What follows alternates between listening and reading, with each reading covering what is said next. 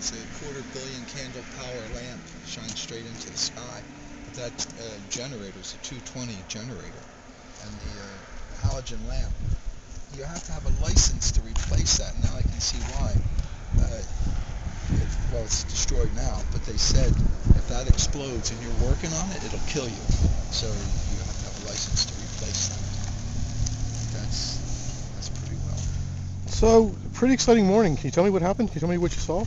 Yeah, I was over here making a phone call and talking on the phone, and looked up, and the guy in the pickup truck pulled out and started around that corner, and as comes his car flying straight down and clobbered him, and then bounced over to me and took out the torch and slammed into the tree. But I jumped inside the chapel because the car was flying. Pieces of the car were flying everywhere. Dirt was flying everywhere. And there it was. And you were saying that you find this a little bit upsetting because similar things have happened recently. Oh, yeah, it happens all the time. There was just an accident about a month ago. One of the mine trucks were coming out from that part and crossing over and got hit from the same direction, the same direction the traffic was coming, and slammed into him. This happened, the guy's here and is pulling out in that direction, gets slammed in there. And I understand a year and a half ago or so, when the man on the motorcycle was killed, it was the similar kind of thing. The car pulled out and the motorcycle slammed into the side of him, and that guy was killed. It's this intersection. And then last year, when they slammed into the, I say slamming because they're all going so fast, they just don't crash into something, they slam into everything. See? Last year the guy was here and turning into there, and the car came from that direction and hit him and bounced off and slammed into the flagpoles and took down 2 of the flagpoles.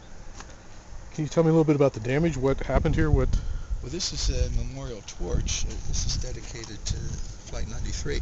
This is actually a halogen lamp. The mechanism, the lamp is inside, and it's a beam that shines straight into the sky. This doesn't move. It's a stationary lamp. It just shines straight into the sky to pinpoint Shinesville, and it can be seen from the Pennsylvania Turnpike, which is about 3 miles down the road, going east and west. But this torch was put here in the fall of 2002 in anticipation of this light. And the generator is actually a 220 generator that sits in the base of this. So that shines every night into the sky for at least a few hours. For a while it was from dusk to dawn, like in the wintertime it just shines at like at midnight, 11 to 1 or something.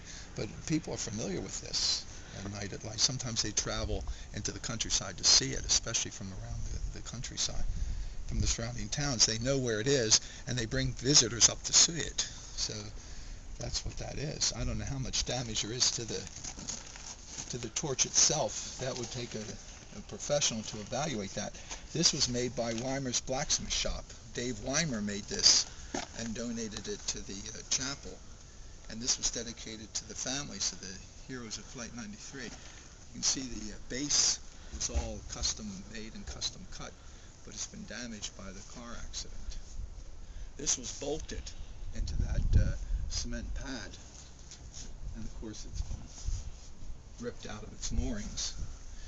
This thing weighs quite a bit here. I presume this is pretty well damaged since it's an electronic thing.